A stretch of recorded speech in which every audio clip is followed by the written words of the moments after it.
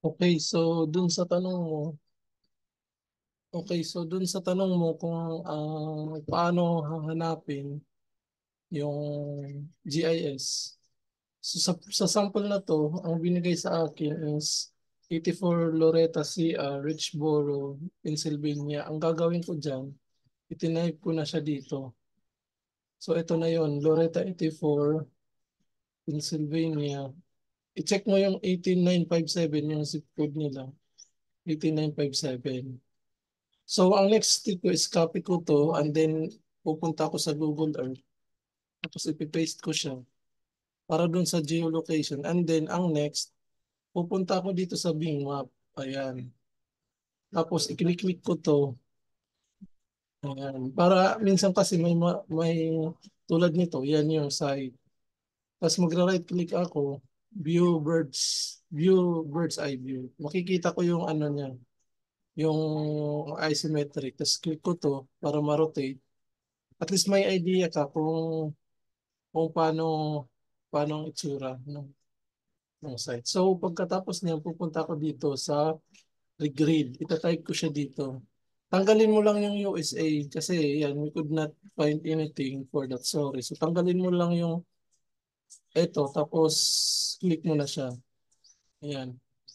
So maganda yung aerial niya dito pa lang. Ang problema sa site na to kasi pwede mong gamitin kaso kung gusto mo mag-measure, kailangan magbabayad ka.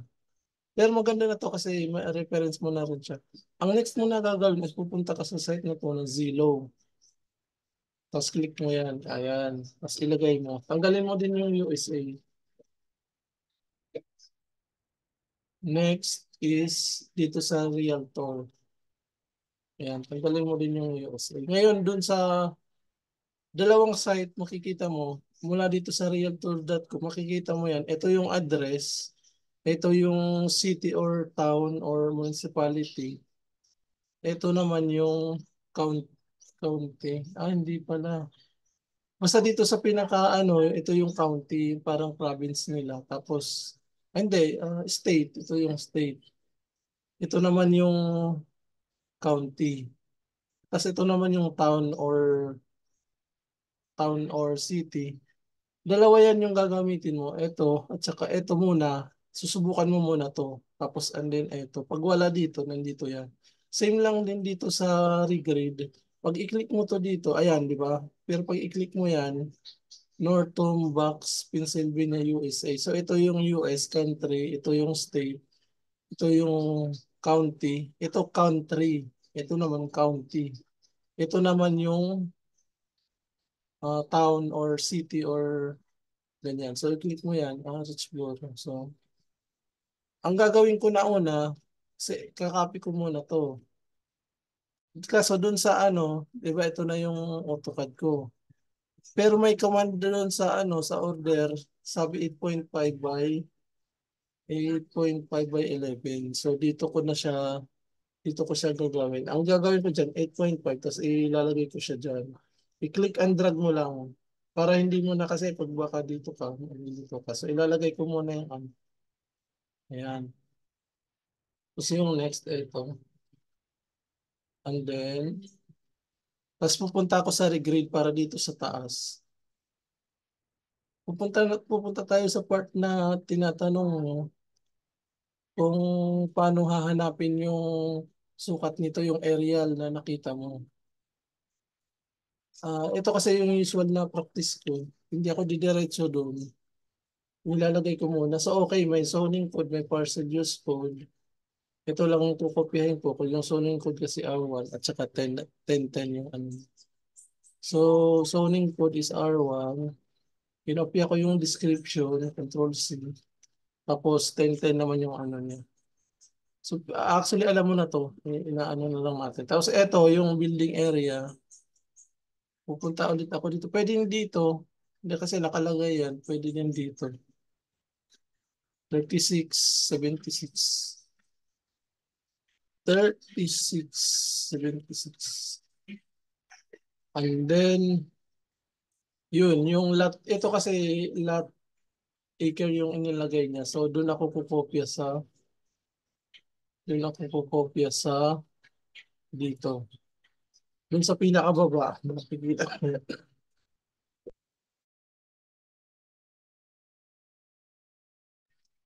Ito yan, yung 47,500. 47,500. Alin yun nga, papasok na ako sa model. Tapos dito, ganun din. Ay, ano mo na to? Ito na yung nasa ano, yung nasa isang tutorial. Ilalagay ko lang. Oh, sorry. Sorry. Next, drop marker, next. Tapos, um, ano,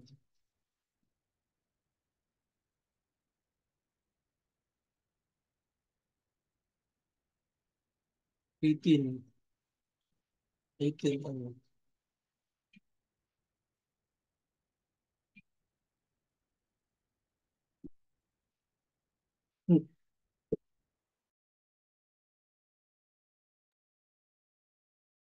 And then may aerial na. So, okay naman siya, kaso hindi siya ganun kaano. Pwede mo lang magamit dito yung kalsada. I-trace ko muna bago ako gumawa ng research.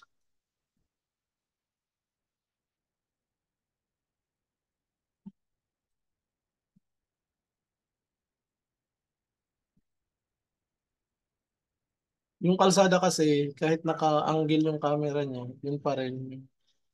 So, hindi ka magkakamali sa kalsada.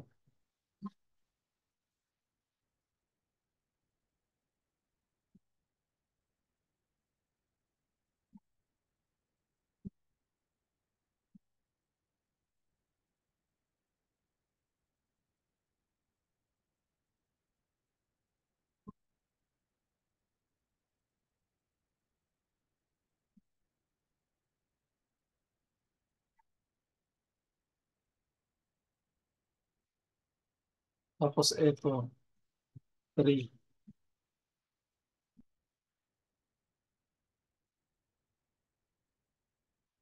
Tapos, tsaka ito. Ito, hindi kailangan accurate. Kung ano yung lumabas, yun na yun. Okay.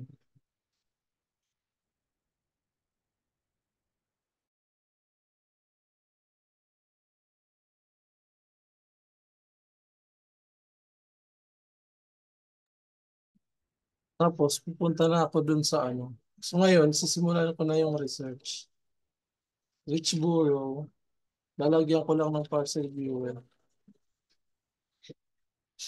Northampton, pwede mo yung gamitin.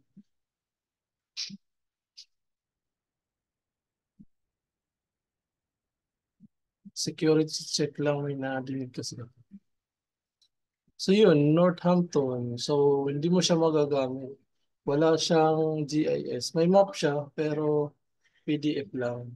So pag ganun, punta ka na sa next option mo. Itong box. Tama ba? Check mo dito. Box. Papalitan mo lang to. Yung Richboro. Type mo box county. Ayan. Ayun, may nakita ka ng ArcGIS.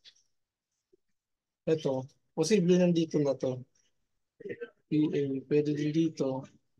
Basta may makita ka yan. Interactive map at saka GIS data portal. Yan yung halos pare-parehas naman yan. Iba-iba lang yung format. So ayun, ito. Okay nga. May box nga. I-type ko na ngayon yung address. Kunin ko dito. Ito lang, wag mong hindi mo lalahatin. Kasi titignan mo dito, i-ano mo lang, hanggang yung ano lang, yung area. Ayan, so okay na. Oh, mayroon pala, maganda pala yung site. Tapos ito, pag mag-click ka, minsan mayroon yan, ano, view parcel. Baka nandito yung ano nung property, yung line, ay yung floor plan. Check mo, sketch. Meron nga. O yun, okay pala, may sketch pala. Tapos check mo din, ito kasi usually ang format ng site nila is iba-iba pero makikita mo tong mga icons, halos pare-parehas, iba lang yung format niya. So pag i-click mo to, ito yung layer. So kukontrolin niya yung lahat ng need mo makita. Yung usually sa akin, ang kailangan ko lang naman is yung parcel annotation, ganyan. Tapos yung aerial, i-click ko to, near map. Baka maganda yung aerial niya. Baka wala. Yun, aantayin mo lang mag-load. So yun yung pag-search mo. Tandaan mo lang, yun lang yung ginawa ko. Inuna ko muna, kinopya ko muna to. Ito, kopyahin mo muna yan. Tapos lagyan mo ng parcel viewer. Pag wala, palitan mo na lang yung box count. Pinalitan ko lang yung Rexboro ng box count. Huwag mo lang i-delete to kasi minsan kasi may mga lugar na same yung pangalan nung county niya pero ibang state. So ito yung nagko-control nun. Halimbawa, may Richboro pero doon sa Texas. So Richboro TX. Ganun. So pag tinanggal mo lahat, hindi mo makukuha yung sakto na lugar. Yun lang. Tapos yun lang.